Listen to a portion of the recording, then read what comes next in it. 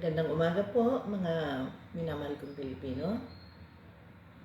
I am Digna Rosales at pinapakilala ko po ang sarili ko sa inyo. I am an artist. I'm a fashion designer, having been the chairman and the president emeritus of the 42-year-old Fashion Designers Association of the Philippines. And during my term as president and chairman, I was able to bring to international arena to compete young designers who are now very famous, like Victoria Barba, Rahul Laurel, Dita Santico, and JC Buendia, and others. And we made hay, and we won because I believe in the greatness of a Filipino. That's the reason why when my family, all my siblings and my parents left for the United States and Germany during the martial law, I decided to stay. I am alone here in the Philippines, and I will stay here and die as a Filipino. They are all American citizens and one is a German citizen. So why I decided to stay here? Because I believe in the Filipino race. I believe in the integrity of the Filipino. I believe in the artistry of the Filipino because we have proven that many times over.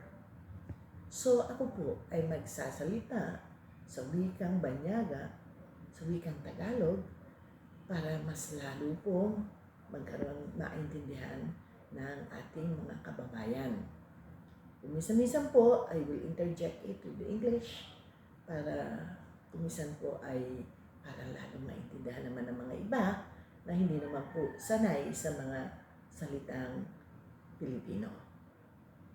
So, ang aking pong tatalakayin ay at i-debunk ay may dalawa pong issue palaging sinasabi na nung una po ako'y na-amuse. But lately, ay nagiging nabubuisit na po ako sa paulit-ulit na pagsasabi na ang Aquino administration ay lasted for 36 years. And that is from the time President Marcos left in 1986, early of February, up to ngayon po na 2022. Eh di kasama rin po ang aking tatay Digong sa sinasabi nila. At ano po ang kanilang issue? They say that the administration or the influence of the Dilawan, ang tag nila doon, at ng mga Aquino ay 36 years. Ito po ay isang kabaliwan o hallucination ng mga nagsasabi noon. Now, let's go into basic data and statistics because aside from me being a graduate of business, I graduated po ako ng statistics at ako po ay researcher. Kaya po ako nagsusulat ng mga libro at nagsusulat din po ako ng tela. At I speak 3 languages. I speak Tagalog, I speak Filipino, I speak English, and I speak Spanish. So, punta po tayo doon sa aking tatalakayin ngayon na bakit po hindi totoo yung sinasabi. Ang Cory Aquino administration po ay lasted for 6 years. 1986 po yan hanggang 1992. At ang Pinoy o ang sinasabing President Benigno Aquino I lasted po for another 6 years.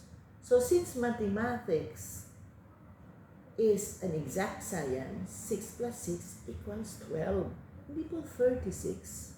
Whoever says that 36 ang influence ng Aquino, ay kababalaghan po yan at guni-guni at malaking kasinungalingan. So ibig niyo pong sabihin, ang Fidel Ramos ay Aquino rin ang apelyido? Ang Erap ay apelyido rin, Aquino, at ang Gloria Macapagal ay Aquino rin ang apelyido. At pati ang Tatay Digong ko, ang apelyido, Aquino. Aba, ito po yung isang malaking kasinungalingan. Pero sasabihin ko po sa inyo, kung sino at kung ano ang estado at mga kaganapan ng kanilang pamumuno from President Macapagal, Diosdado Macapagal, at hanggang kay President Benigno Aquino. Okay, nung Pangulo po, ang President Diosdado Macapagal, he registered a GDP growth, a very impressive 5.5%. And the peso value at the time is, for every US dollars, it's only 3.80 or 3 pesos and 80 centavos. No? Ibig sabihin, napakalakas po ng value ng ating, napakataas ng value ng ating peso. Mabigat ang peso natin.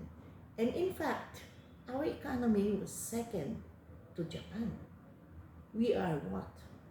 The envy of every ASEAN and Asian countries because of the growth of during the term of President Macapagal. And to remind you guys that the price of rice at the time was only 80 centavos. In fact, I could vividly remember, I was very young, but I used to accompany our house help to go marketing. And with 5 pesos, you can buy a lot of things. You can buy chicken, you can buy meat, you can buy fish with just 5 pesos, including rice. Now, ano po ang iniwang utang ng ating magaling na kagalang-galang na Diosdado Macapagal? Ang iniwan po niya ay 400 plus million na utang lamang. Pero nung pumasok po ang President Marcos, ano po ang iniwan niya? Nang iwan po siya after his last term, nung he was deposed, he left a staggering 28 billion US dollars na utang. Na kung susumahin ko po yan sa present value, yung present value po nung time na umalis siya, ay ang kanya pong peso to dollar is 20 pesos for every $1. Aba, napakalaki po nun. So kung 28, i-multiply niyo po sa 20, ay nagkakalaga po ng 560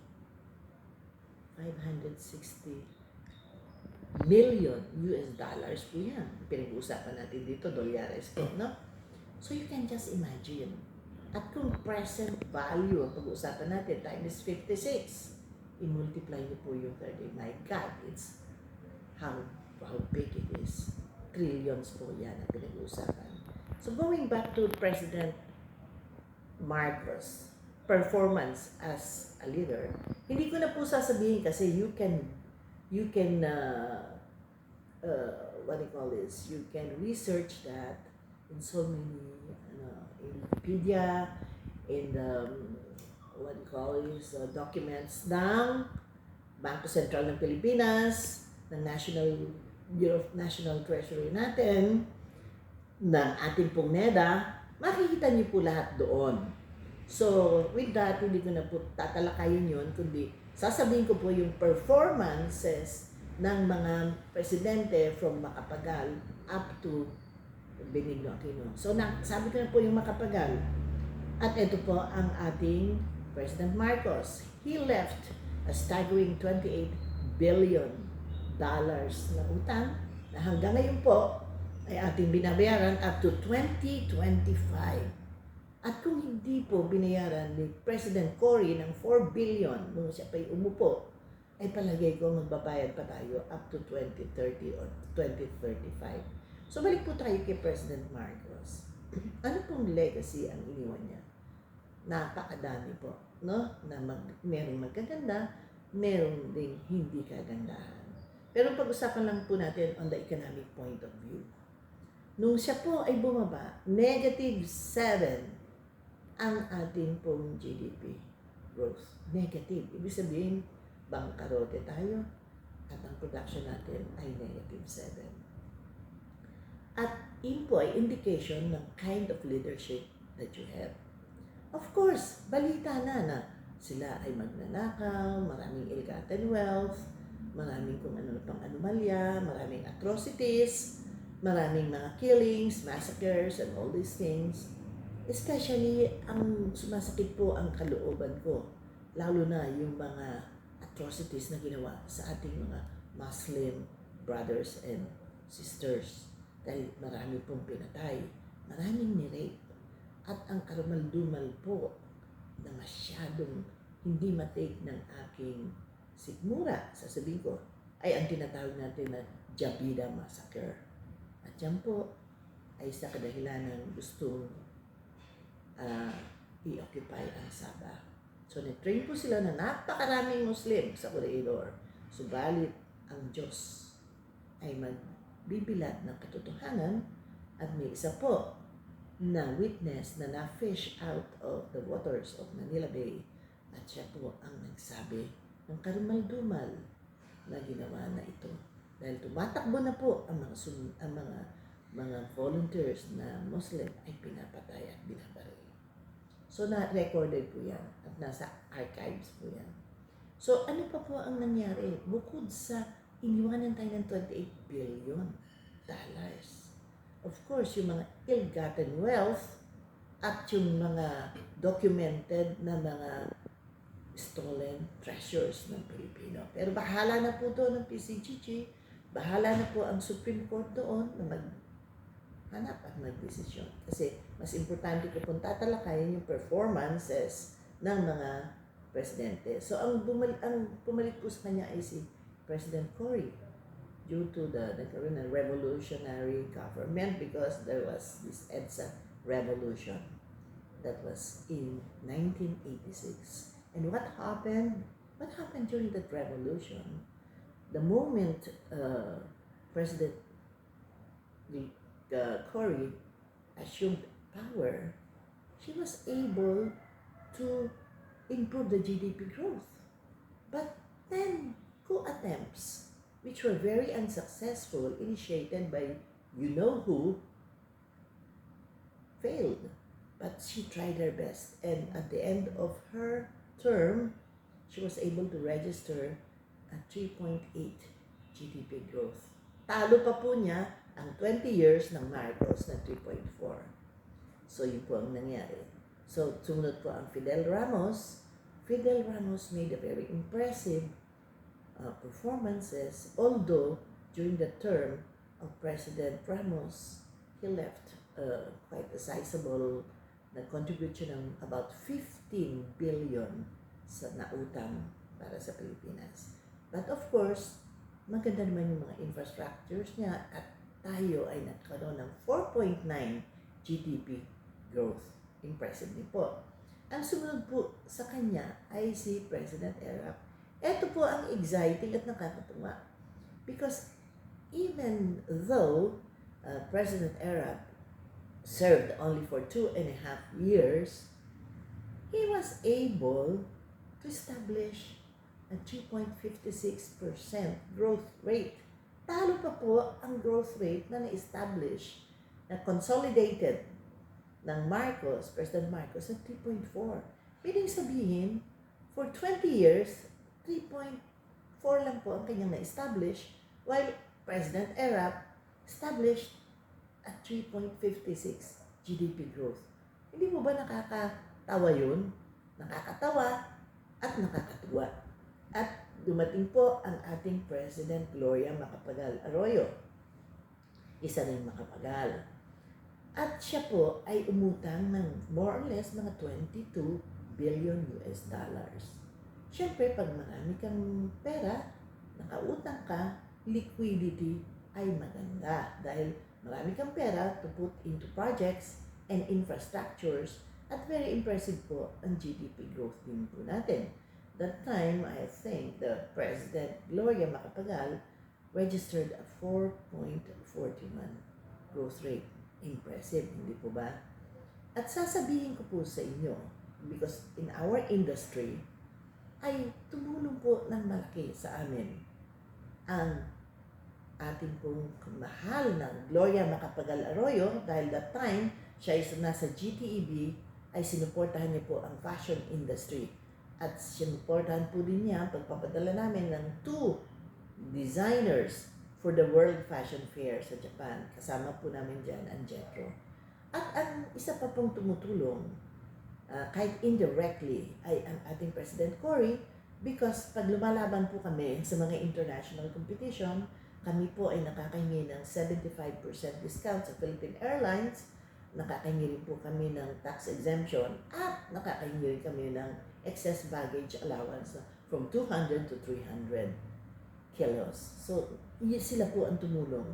At ako rin nagpapasalamat kay President Ramos dahil nabanggit ko rin po sa inyo na napakaganda ng performance ng President Ramos because he registered at 4.9 or almost 5% if I will round it off, no? Dahil yung centennial celebration ng Pilipinas ay binigyan niya kami ng malaking responsibilidad. Pinamalas namin ang galing ng mga Filipino designers through different projects. Kamukha po ng binibining centennial celebration, at ang ating pong Grand Santa Cruzan, at yung pong parada sa Luneta, and so many fashion shows and fashion expositions and exhibits na ginawa namin. At ang kasama ko po dyan, ay gusto ko pong pasalamatan din, ay ang pinakamagaling na Secretary of Tourism na si Secretary Mina Gabor. So yun po ang mga experiences namin. So from ERAP naging eto po, pumasok na ang Gloria, and from Gloria, pumasok po ang ating Pinoy o Benigno Aquino. Eto nakakagulat. Siya po ay very silent operator. Pero when I reviewed and studied the statistics, eto po na-discover ko. When he assumed the presidency from Gloria Macapagal, out of 4.41 GDP growth, it rose to 7.3 agad. But because there was this economic meltdown in all over the world, it went down to 3.9. But he was able to recover by establishing a 6.9 growth rate the following year. Nung sumunod po, medyo lumiit ng konti, ng 0.1% only. Tapos the following year, I think it went down to about 0.5 only. But when he left the presidency, he left it with a 7.1% growth rate kay President Duterte. So based on that, and statistics and mga data, I could say that from Macapagal up to Benigno Aquino is the best president we ever had before President Duterte. Bakit po? Because he registered a 7.1 growth rate bago siya umalis, at napakaliit po ng utang niya. I think it's only about 2 billion US dollars. Napakaliit po. So, very impressive with all the growth, with all the build projects. Every time I go to the north, and I go to Manawag, I would say thank you, President Benigno Aquino, for SCTEX. Every time I go to Baguio, I also say thank you. At ang maganda po nito, ang nag-assume ng susunod na presidency ay ang magiting at aking minamahal na President Duterte. Kasi bakit po? Siya po ay pinagpatuloy niya ang mga projects ng Benigno Aquino. Hindi po siya selfish or meron pong tinatawag natin na inferiority complex. Wala po siya nun. Ito na yung build, ipagpatuloy, may budget naman, na at nilakihan pa niya, at pinadami pa niya, at pinalawak pa niya. Kaya very impressive. At alam niyo po, itong President Duterte natin, ay risk-taker yan. Alam niya kung ano yung gagawin niya. Kaya po, at saka honest po siya. Kahit po siya nagsasalita sa atin, sa mga panlasa ng iba ay hindi ka nais-nais, ay yung po lamang ay kanyang expression at nagpapakita ng kanyang totoong pagkatao. So, yan po ang aking pinakamamahal na President Duterte. At sa totoo lamang po, kami mga fashion designers, nung pong siya kandidato ng 2016, ay nahalal po ako ng ika-fifth term ko.